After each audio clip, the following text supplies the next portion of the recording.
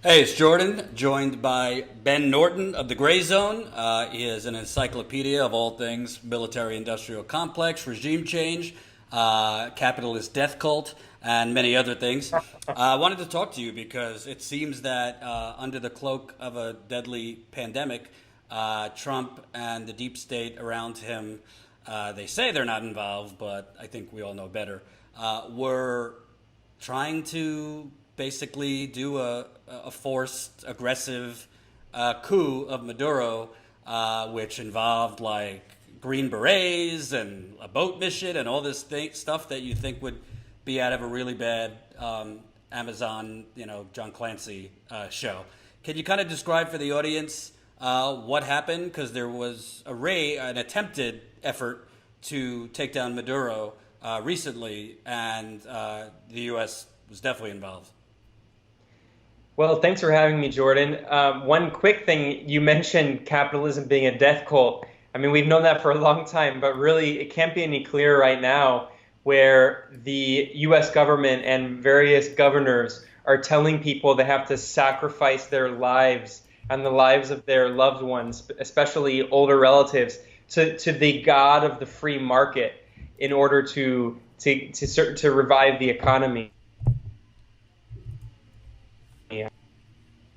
It used to kind of be a sarcastic joke, but at this point, I mean, it's literally a death cult. And speaking of being a death cult, we have also seen how during this pandemic, where upward of 3,000 Americans are dying per day, at least at the peak. Meanwhile, the US government, what is it doing? It's not providing testing, it's not providing protective equipment, it's not certainly not taking the measures needed to actually protect its population. Instead, the US government has been ramping up its regime change strategy against Venezuela, Iran, Nicaragua, many other countries. I've been living here in Nicaragua, I actually moved here before the coronavirus pandemic, and in the middle of this pandemic, the US government has ratcheted up multiple times sanctions against Nicaragua, trying to destabilize the democratically elected socialist government here. And then pretty close to us, over in Venezuela, very similar story. We've seen that the Trump administration has deployed naval ships, and it's actually the US now has the largest naval presence in Latin America in decades. And of course, that naval presence is there right off the coast of Venezuela to threaten Venezuela. The US government is saying that it's there for a counter-drug mission, which is hilarious because everyone in the world knows that it's not Venezuela, but its next door neighbor to the left of it, Colombia, that is actually responsible for the vast majority of the drug trade. That's not just my opinion. The United Nations has said that more than 70% of coca production, which is used to create cocaine, comes from Colombia. And actually, the US government, the DSA, the Drug Enforcement Administration, even they have said that they know that the vast majority of drugs in Latin America come from the zone near Colombia, and also to a lesser extent Bolivia and Peru, which border Colombia. So the US has been using this strategy claiming that Venezuela is trafficking drugs, which is genuinely insane, absolutely false, as justification to militarily intervene in Venezuela. And we just saw this past week, in early May, the total bungled, botched operation where upward probably around 60 Venezuelan and Colombian forces with two former U.S. veterans, former Special Operations Forces, were caught in Venezuela trying to launch this coup attempt, trying to launch an attack. So we can talk more about the specifics of it, but that was just kind of the background of how, and just how it really is a death cult in the middle of this horrific pandemic where now something like 80,000 Americans have died almost. The Trump administration is not actually trying to save its own citizens. It's trying to kill more Venezuelans. Well, obviously Trump denied it. He acted like he didn't know anything about it.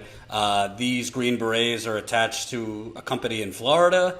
But what I don't understand is what justification could this company have to even try a type of mission right now during this pandemic where so many people are dying? I mean, there wouldn't be a justification anyway because Maduro was elected. The neoliberals can say he wasn't, but he was. But what did the folks say that they were trying to do? Well, what they said is one thing, right? And then what the actual answer probably is another. So the Trump administration, of course, is denying any involvement, which is ridiculous. I mean, this is like in those stupid spy movies where the U.S. government, the CIA, whatever, tells their assets that they're working with, if you get caught, we have nothing to do with you. Plausible deniability, you're a lone wolf, you're a ragtag team that was operating independently, and we're cutting all ties. That's clearly what happened here. It's very obvious, and we'll talk about why in a bit. We know that the U.S. government was behind this operation, and specifically the State Department of Mike Pompeo, who's like a cartoon Monopoly man villain. I mean, he's just so cartoonishly evil.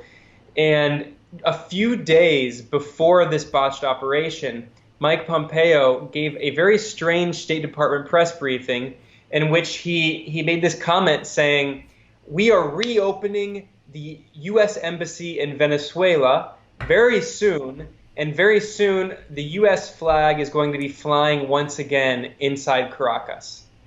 And people didn't really know what he was talking about.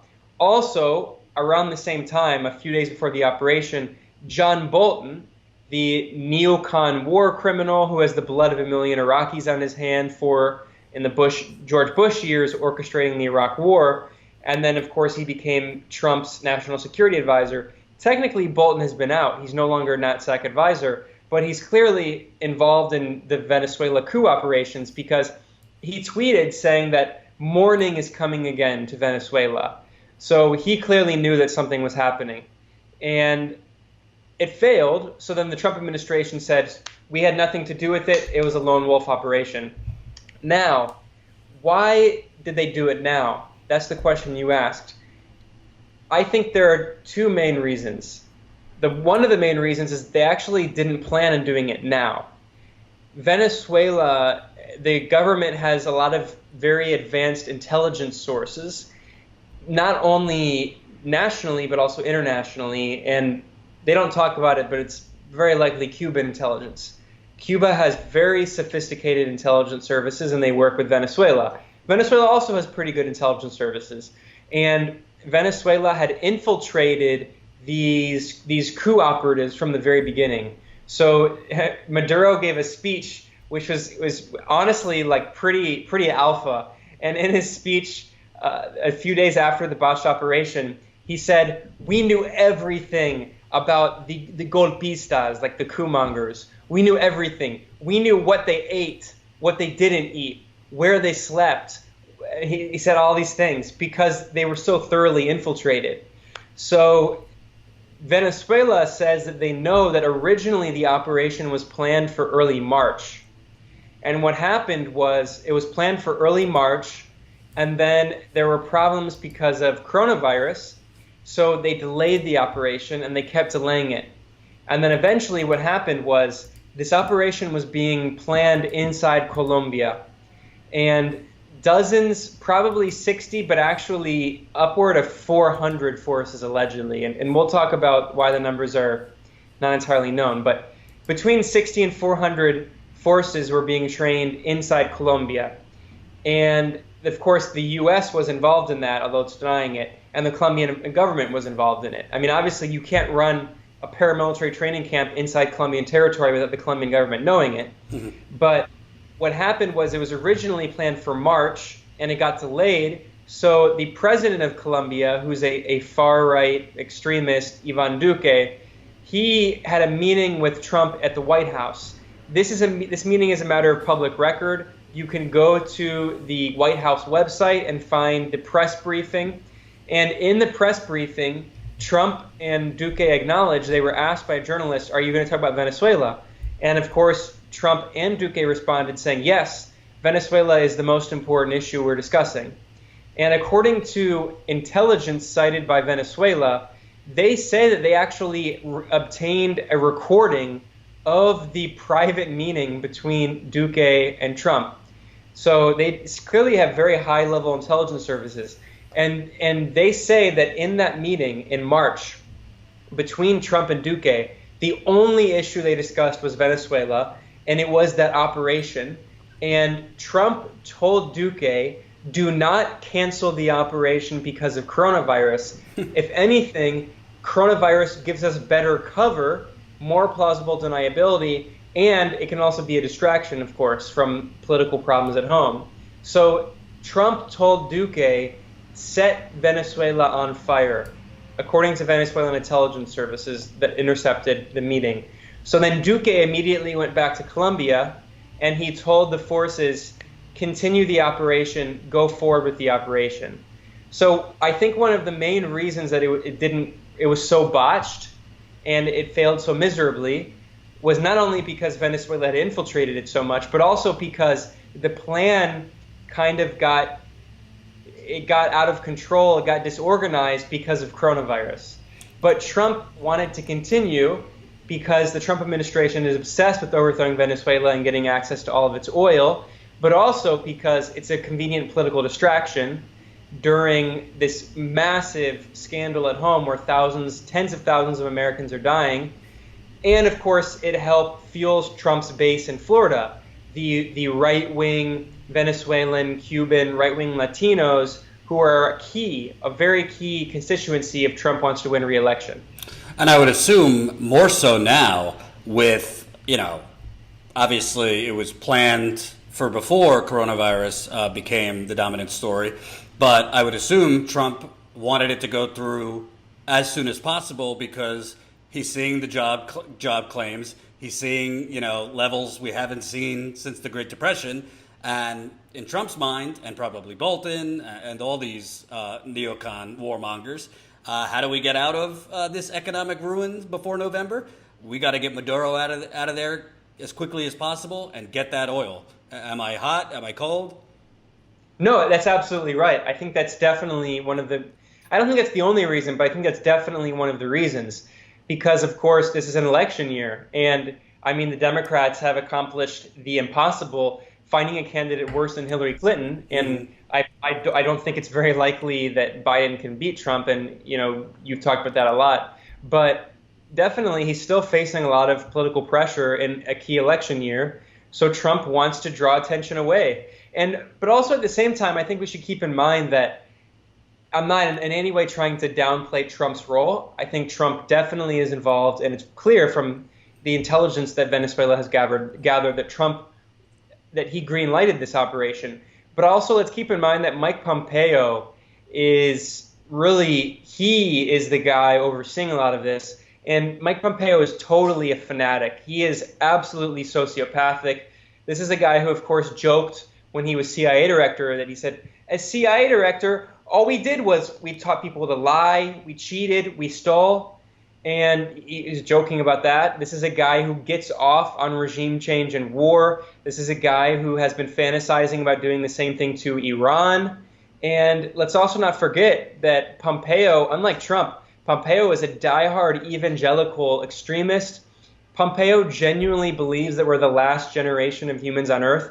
He's like Mike Pence. He's one of the apocalyptic evangelical end-timers, and he talks about the rapture. So this is a guy who is genuinely a fanatic, and he desperately wants to overthrow the Venezuelan government and install one of these right-wing puppets.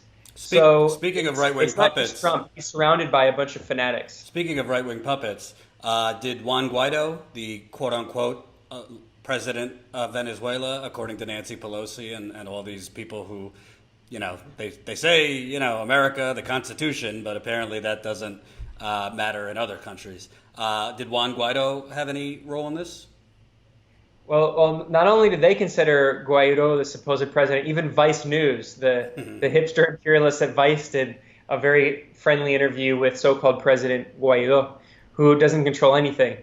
That's a really good question. Now, if you asked him, he says no. I think really quickly there's something important to unpack here. What I'm saying is not the corporate media's narrative. Surprise, surprise. The corporate media narrative is that this was a lone wolf operation that had nothing to do with the Trump administration. Sure. This is the narrative being constructed by the Associated Press.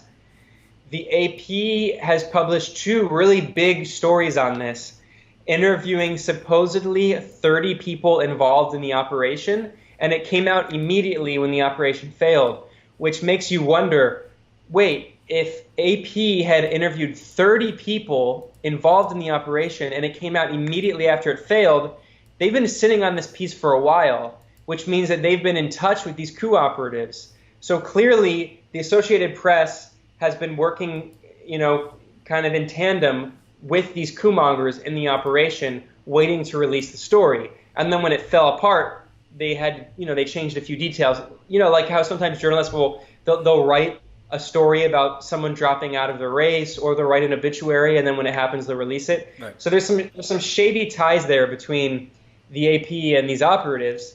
And the AP is the one giving these operatives voice and to deny the involvement of the U.S. government in any way. And Guaido, of course, is saying that he had nothing to do with it, that not only was it not a U.S. government operation, that he and his people, the people around him, had nothing to do with it, even though, really quickly, I'll talk about you mentioned the U.S. paramilitary group. This is called Silver Corps, and this is itself hilarious. I mean, talk about just total incompetence. But Silver Corps is this very small, so-called security firm, which is a mercenary firm, run by a former special operations officer, Jordan Goudreau. And Goudreau is another weird character. He's the guy people laughed at for being this guy who had all of this stuff he just posted on Instagram of all these meathead jock bros who were all the former special operations dudes behind this operation. And he just posted all this stuff on Twitter and Instagram. So Goudreau signed a contract with Guaido, and Goudreau has the physical contract which he has released. Guaido says that it's false, but of course he's going to deny it. And Goudreau says that he was offered $220 million by Guaido's people in order to carry out this entire operation, to pay him and all of the men. And he says that he was training 400 men. So the differences go between 60 and 400. So people are saying that it was only 8. No, only 8 were captured at first, and then more were captured and more were captured. At this point, several dozen people have been captured who were involved. So it was a bigger operation than people are pretending, upward of 400. Videos released from they had tons of weapons, tons of ammunition. They were planning on actually invading the country, and then the strategy was to take over, to fight. The strategy is a guerrilla war, right? The strategy is to invade in one part, take over a military barracks, and then steal all of the weapons, and then use those to continue moving forward in a kind of guerrilla war campaign. But the Venezuelan intelligence services nipped it in the butt because they had infiltrated the forces. But going back to Guaido signed this contract, and then also Goudreau, who is the U.S. paramilitary former special operations operative, he released the contract, and also he did an interview with a Venezuelan opposition journalist based in Miami who, not to overcomplicate it, but who is also a right-wing opposition activist, but who doesn't like Guaido because the Venezuelan opposition is so disorganized. They can't organize anything, obviously. All they can do is just do what the U.S. government gives them on a silver platter. And they all hate each other, and there's all this internecine fighting.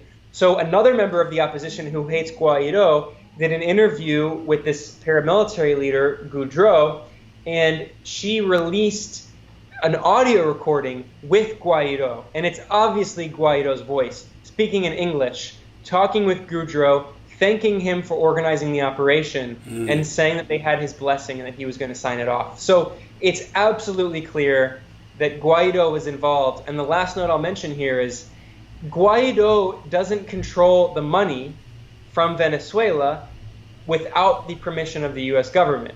The U.S. government is the one that stole Venezuelan government assets in the U.S. and then gave them to Guaido, saying that that is now the property of the so-called Venezuelan interim government, including Venezuela's largest foreign-owned asset, which is called Citgo, which is, people might have seen like the Citgo gas stations. It's a massive oil refinery company, and this is Venezuela's largest foreign-owned asset worth billions of dollars. So that was stolen, and basically it's going to be liquidated and privatized, and it was handed over to Guaido to fund the coup operations. So clearly, in the contract, he said that the $220 million sum that he was offering, where was that money going to come from? It was going to come from the oil money that he would sell when he was installed as president. Oh my God. That's the money they offered to the coup operatives. And the only way that he could do that, of course, is through the U.S. government. So it's very clear the U.S. and Guaido and the mercenary firm were involved in this. It was not a lone wolf operation, despite what AP wants you to believe. Hope you enjoyed that last video. Hop on over to statuscoup.com where you can sign up for our email list and become a member for as low as $5 to $10 a month.